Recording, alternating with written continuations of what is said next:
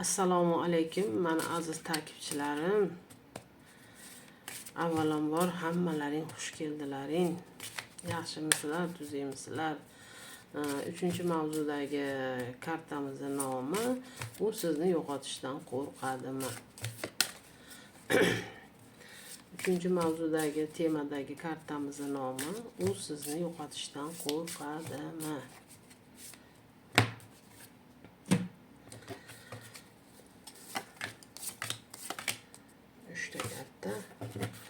U sizni yo'qotishdan qo'rqadimi? Albatta qo'rqadi, chunki sirazi mana ikkovlaring birga tushdilaring. Sizni ham hayolingiz unda, uni ham hayoli unda, lekin bir-birlaringni nihoyatda haqiqatda rosa qizg'anasizlar, bir-birlaringga ishonchlaring yo'q. U sizga ishonmaydi, siz unga ishonmaysiz, lekin bir-birlaringni qattiq yaxshi ko'rasizlar. Endi oilada o'zlaringdan katta bir inson bor, doim sizlarni to'g'ri yo'lga boshlashga harakat qiladi, lekin buni sizlarga berayotgan tarbiyasini yomon ko'rasizlar, e'tibor qilmaysizlar. Qandaydir biz o'zimizga yetarli tarbiyamiz ham bor, o'zimiz hamma narsani bilamiz degandek nimaga kelasizlar. Lekin aslida bu odam noto'g'ri gapirmaydi, to'g'ri gapiradi. Ammo buni to'g'ri gapi sizlarga yoqmaydi. Go'yo mana orada qanchadan qancha qiyinchiliklar bosib o'tgansizlar. Bosib o'tib, misol uchun bu ham sizni yo'qotib qo'yishdan qo'rqadi. U xotin ham sizni yo'qotib qo'yishdan qo'rqadi. Chunki bu yo'lda uzoq yillardan beri bir-birlaring yetalab, bir-birlaringni tortib kelyapsizlar. Ancha-muncha qiyinchiliklarga qoqinmasdan toliqqansizlar, ammo rosa charchagansizlar, lekin hali ham bir-birlaringga ishonchlaring yo'q. Endi orada bitta uchinchi inson bo'lib o'tgan bo'lishi mumkin. Yillar davomida hozirgi kunda ko'rmayapman, bir paytlar bo'lib o'tgan mana. Bo'lib o'tgan, o'sha sababli siz o'zingizni xo'jayiningizga ishonchingiz yo'qolib ketgan. Siz o'ylaysizki, hali ham aloqasi bor, hali ham отношенияsi bor deb tushunasiz. Lekin bu odamda отношенияsi o'sha paytda yo'qolib bo'lgan. Hozircha ko'rmayapman. Nihoyatda toparman, tuturman, pulni nihoyatda yaxshi ko'radi. Yaxshi ko'rib, pulni zo'r topadi, lekin barakasi yo'q. Qayerga sarflagani bilinmaydi. Ammo sizda baraka bor. Qancha pul bersa, o'shani siz to'playsiz. Iloji boricha shu 100 kamini qilasiz, endi 100 kamingiz bo'ladi, boshqa bo'ladi, farzandlarga bo'ladi. Imina sizga kerak bo'lgan paytda bu odam sizga pul topolmaydi. O'shaning uchun doimo uylaringda janjal bo'ladi, lekin pulni yaxshi topadi. Siz aytasizki, siz o'shanga olib beryapsan, menga yetmayapti.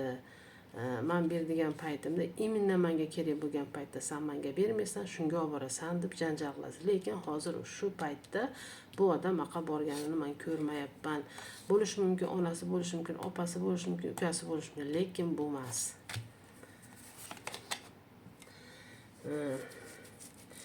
Siz endi mana o'zingiz endi qirolichalarda yashashni orzu qilasiz, havas qilasiz, lekin undan ham kam emas, lekin o'shanchalik bor, lekin undan ham yaxshi yashashni xohlaysiz, talab qilasiz shu narsani.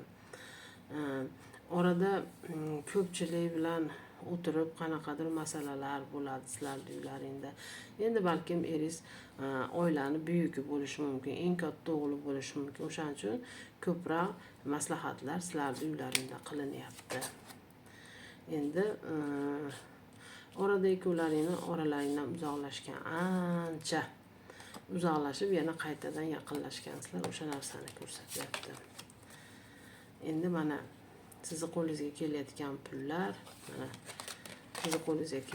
pullar, sizda haqiqatda baraka bor. Shu pullarni siz saqlaysiz, to'playsiz. Eringiz ham shunaqa qilsa-ku, millioner bo'lib ketasizlar.